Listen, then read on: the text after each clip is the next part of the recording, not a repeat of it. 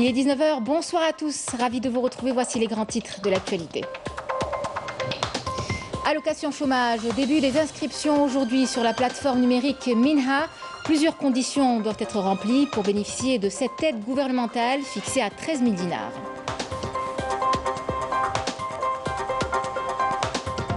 Le secteur de la pêche dans la wilaya de Chlef a connu un développement remarquable en 2021 avec une hausse de la production halieutique de l'ordre de 285%, un créneau prometteur en matière de création d'emplois et de richesses.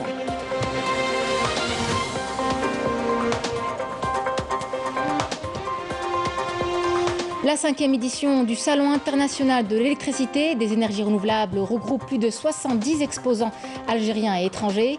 Des start-up engagées dans la transition énergétique et les énergies renouvelables prennent également part à ce salon.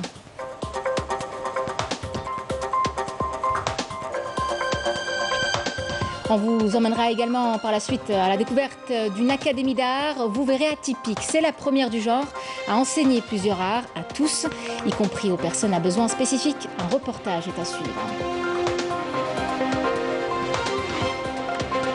Mesdames, Messieurs, bienvenue. Le ministre de la Justice, garde des Sceaux et président de la 37e session du Conseil des ministres arabes de la Justice, Abdelrachid Tebbi, a été reçu aujourd'hui par le président libanais Michel Aoun, qui a réaffirmé l'importance de renforcer le travail arabe commun.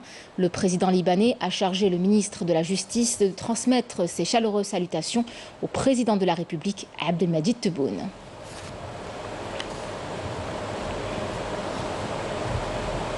Le ministre de la Justice, garde des Sceaux, Abdelrachid Tebbi, a également été reçu par le président du Parlement libanais, Nabih Berri, en marge de sa participation à la 37e session de la réunion des ministres de la Justice arabe, dont les travaux débuteront demain au sérail gouvernemental de Beyrouth, avec la tenue d'une cérémonie en l'honneur des 3 lauréats du prix arabe du meilleur doctorat dans le domaine des sciences juridiques et dans lequel l'Algérie a remporté le 1er et 3e prix.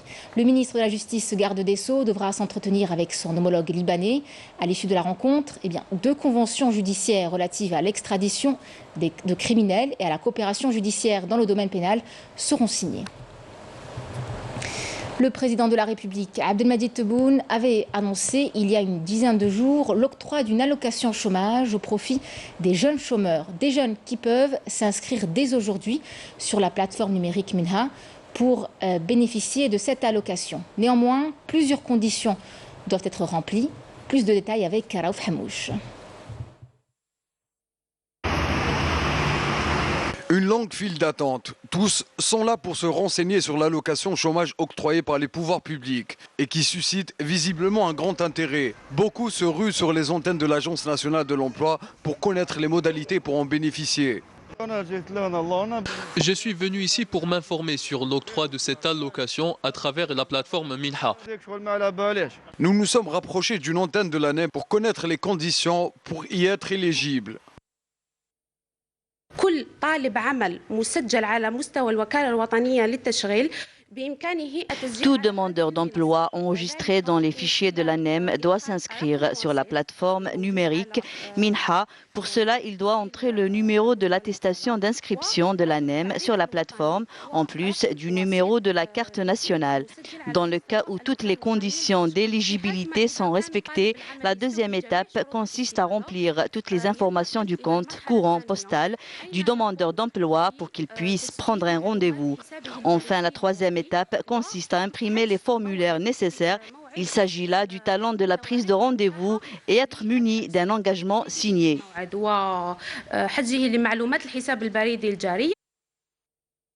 Et pour la réussite de cette grande opération d'envergure, un travail de coordination est nécessaire entre l'Agence nationale de l'emploi et les différents partenaires. Nous surveillons constamment les opérations à travers la plateforme de la sécurité sociale. Tout est numérisé. Le demandeur d'emploi n'est pas obligé de ramener les papiers administratifs. Il aura une attestation de bénéfice de l'allocation chômage qui sera mensuelle jusqu'à ce qu'il trouve un travail. وماهيش مضبوطه في الوقت يعني تكون شهريه حتى يتنصب في منصب عمل. Les inscriptions démarrent aujourd'hui sur la plateforme. L'allocation chômage chômage sera, pour rappel, versée dès le mois de mars prochain sous forme de pré-salaire de 13 000 dinars au profit des chômeurs inscrits auprès des bureaux de l'emploi, l'ANEM, soit les primo-demandeurs d'emploi. Outre cette allocation, ces jeunes bénéficieront de la sécurité sociale comme le reste des salariés. Le secteur de la pêche dans la wilaya de Chlef a connu un développement remarquable en 2021 avec une hausse de la production halieutique de l'ordre de 285%. Un créneau prometteur en matière de création d'emplois et de richesses. Emel Silidir. Avec un littoral de 129 km, un port commercial, Athénès et plusieurs autres atouts, Chlef est tous désigné pour être au cœur de la stratégie nationale de relance de l'aquaculture marine et continentale. Elle compte 9 fermes aquacoles et occupe d'ailleurs la première place à l'échelle nationale en matière de production aquacole avec 1638 tonnes réalisées en 2021. J'exerce ce métier depuis 2007. Il faut dire que ces dernières années, il y a eu une baisse des produits halieutiques. J'ai donc décidé de me lancer dans l'aquaculture. Nous avons installé des cages flottantes pour l'élevage de tilapia. Il s'agit de l'un des plus grands projets au niveau national dépendant de la société Cocider. Un projet qui compte 32 cages flottantes est en phase de réalisation. Il vient d'ailleurs de faire l'objet d'une visite d'une délégation ministérielle. On annonce l'augmentation de la production halieutique à Chlef de 1400 tonnes à 2400 tonnes, ce qui permettra de renforcer la sécurité alimentaire. Cette sortie sur le terrain permettra aux 3 ministères de coordonner leurs efforts et leur travail pour développer l'activité aquacole. Nous avons des jeunes ambitieux et il y a une coordination entre les différents secteurs afin de lever les entraves sur les investissements dans le domaine. La récente réduction sur la taxe sur la valeur ajoutée de 19 à 9% sur les projets de production halieutique, mesure phare prise par les pouvoirs publics qui a certainement ouvert de nouvelles perspectives devant les investisseurs dans ce domaine, ce qui en a fait un secteur très attractif. L'objectif est aujourd'hui d'arriver à satisfaire la demande nationale pour passer par la suite vers l'export. Les récentes facilitations mises en place par l'État ont permis aux investisseurs de voir plus grand. L'exemple ce soir de 2 entreprises qui sont allées à la conquête des marchés africains. L'une active dans l'industrie du verre à Chlef et l'autre est spécialisée en industrie médico-chirurgicale. Malika Bellal. 90 personnes travaillent dans cette usine avec une capacité de production d'environ 40 millions d'unités par an. Une quantité de production qui a permis à l'entreprise d'industrie médico-chirurgicale IMC de mettre à la disposition des professionnels de la santé un large éventail de produits pharmaceutiques. Nous avons 4 personnes spécialisées dans le chargement des produits non stérilisés et 4 autres dans le chargement des produits stérilisés. La conformité aux normes internationales et l'utilisation d'un matériel à la pointe de la technologie dans l'industrie a permis à l'entreprise d'exporter ses produits depuis plusieurs années déjà vers plusieurs pays dont la Mauritanie. Mais depuis hier, l'acheminement du matériel se fera par voie maritime et avec moins de contraintes grâce à la nouvelle ligne commerciale Alger-Nouakchott. Avec la mise en service de cette nouvelle ligne maritime, la durée de la traversée ne dure que 6 jours. L'opération d'acheminement du matériel pharmaceutique se fait en un laps de temps très réduit, ce qui nous permet de signer plus de contrats avec le ministère de la Santé mauritanien, parce que les produits pharmaceutiques sont délicats à transporter. Il faut qu'ils soient acheminés dans un délai bien précis. Pour conquérir les marchés étrangers, il faut beaucoup de ténacité et du sérieux. Il y a beaucoup de concurrence. C'est pour cela que l'accompagnement des ministères concernés est primordial. L'ouverture de cette ligne maritime permettra la levée de beaucoup d'obstacles. Conquérir le marché étranger est l'objectif également d'une autre entreprise nationale. Il s'agit d'une unité de fabrication de verrerie installée à Wetzli, à Chlef, et qui vient d'exporter une importante cargaison de verre à usage alimentaire vers le Niger. En un mois, nous avons tout préparé. Contact avec les clients, les papiers nécessaires, les modalités d'acheminement du matériel, etc. Nous espérons qu'à l'avenir et avec l'expérience qu'on a pu acquérir, la durée des négociations sera moindre. Avec une matière première locale et une main-d'œuvre algérienne qualifiée, le défi a déjà été relevé pour l'usine de verrerie en répondant aux besoins du marché national. Cette opération d'exportation ne sera pas la seule. D'autres opérations de ce genre vont suivre vers les pays africains. Nous sommes très optimistes quant à l'avenir de cette entreprise et même pour les autres entreprises nationales et privées. Avec les nombreuses facilitations mises en place par les pouvoirs publics au profit des investisseurs, l'investissement hors hydrocarbures reste la meilleure alternative afin de diminuer la facture des importations et diversifier les exportations. Direction Msila où plusieurs mesures ont été prises pour encourager l'investissement et donc insuffler une nouvelle dynamique à l'économie locale. Une initiative saluée par les opérateurs économiques qui sont nombreux à avoir misé sur cette wilaya pour lancer leurs projets. Walid Yousfi pour les détails. Les nouveaux projets mis en service vont permettre de créer beaucoup de postes d'emploi et de réduire le taux de chômage. J'ai déposé mon dossier et quelques jours après, j'ai reçu un appel. J'espère qu'il y aura plus de projets comme celui-ci. Ce type de projet permet de résoudre le problème du chômage dans la wilaya. La main-d'œuvre est locale. La plupart ont été formés par des experts étrangers. Donner un souffle nouveau à l'économie locale en créant un climat d'investissement favorable, une priorité pour les autorités de la wilaya de Msila. Les dernières mesures de facilitation octroyées par l'État sont arrivées à point nommé. Elles ont permis de lever les blocages entravant certains projets gelés depuis des mois, voire des années. Cette usine est installée depuis juillet 2021. Nous avions un problème de permis d'exploitation. Maintenant que c'est réglé, l'usine peut enfin démarrer son activité. Avant, on devait faire face à un certain nombre d'entraves, mais aujourd'hui la situation s'est arrangée et les choses vont de mieux en mieux. Ce genre d'action ne peut qu'être bénéfique pour l'investissement en Algérie.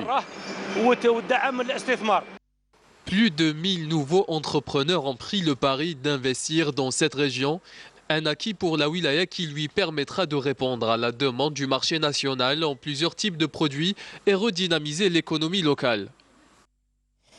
Un nouveau projet d'extension de conduite de gaz sera prochainement réalisé entre Skikda et Constantine.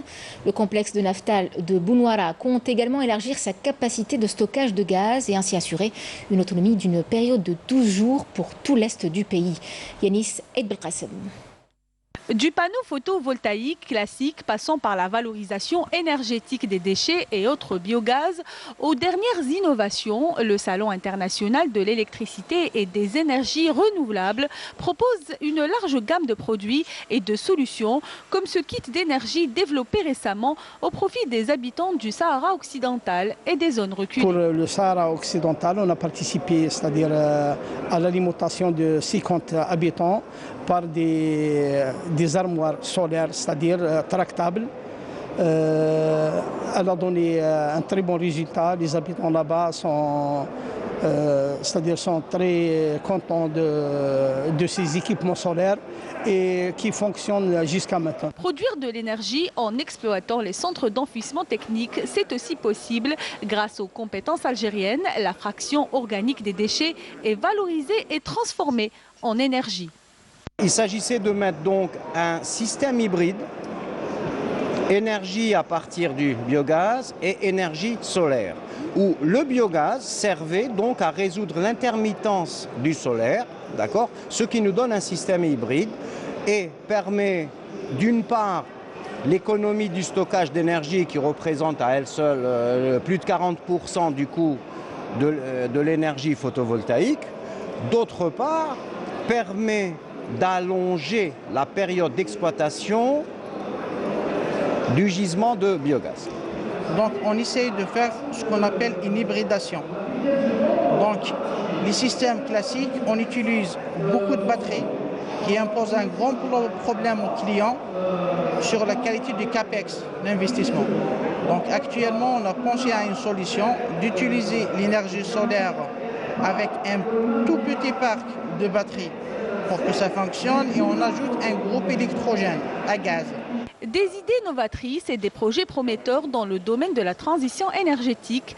Mais les contraintes sont nombreuses pour les mettre en application, notamment concernant l'exploitation et la commercialisation du surplus d'énergie. Si je suis un habitant en Algérie, je vais faire mon installation. J'ai une surproduction de l'énergie solaire. Je ne peux pas l'injecter directement au niveau du réseau de Sonalgaz. Pour le moment, c'est interdit.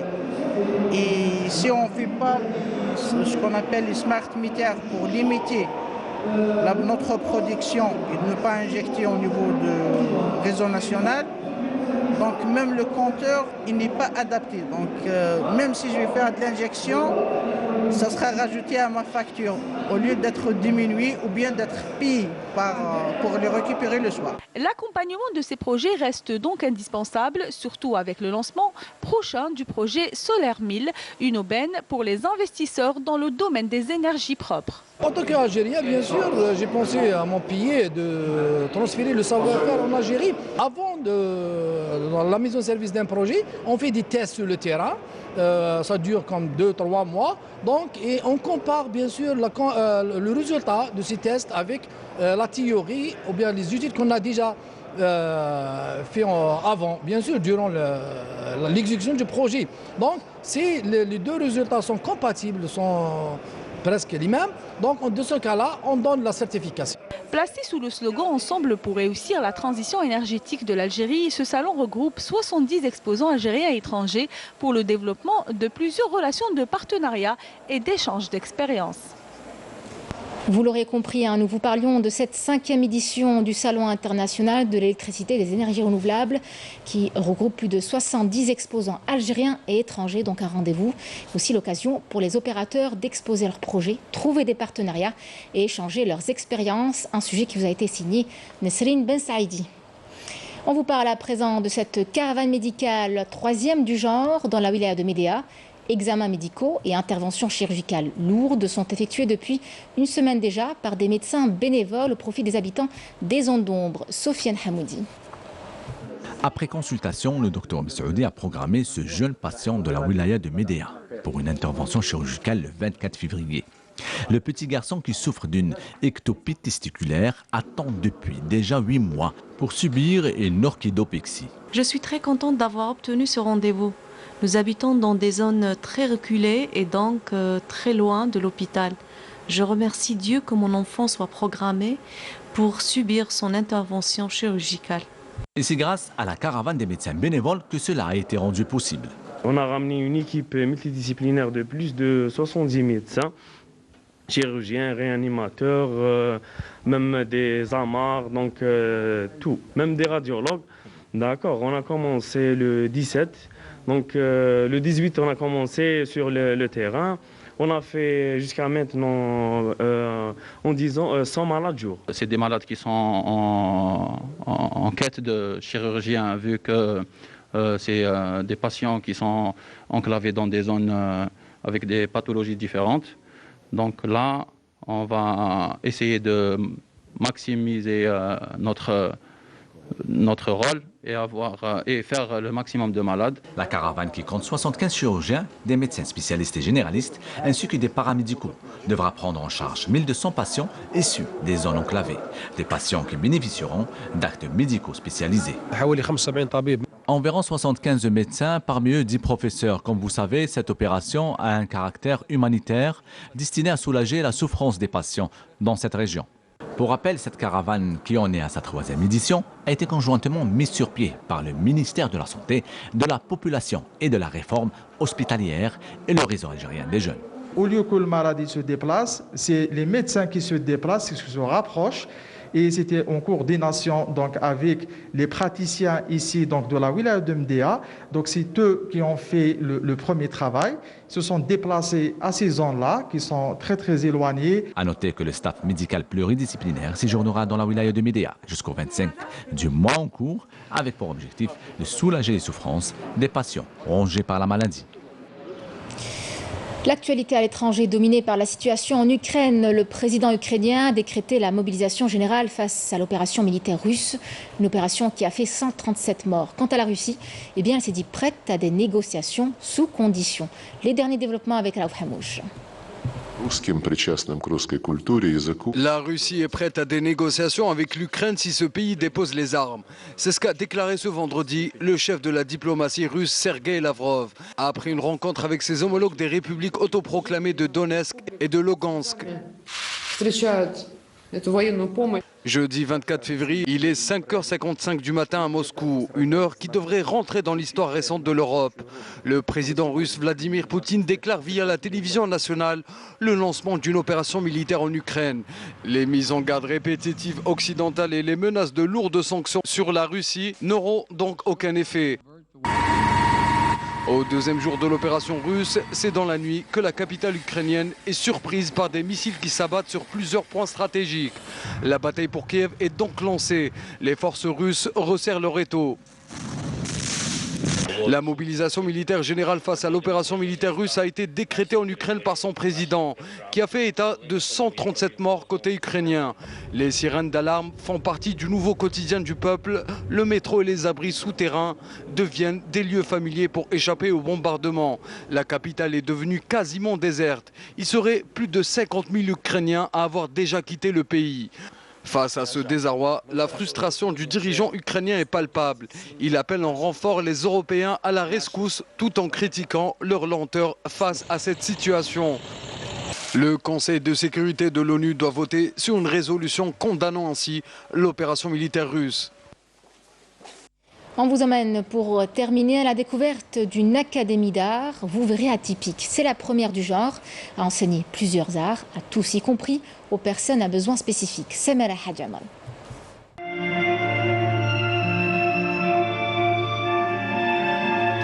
C'est la danse, l'amour que ça s'appelle. J'adore la danse. Qui ne fait la danse? Le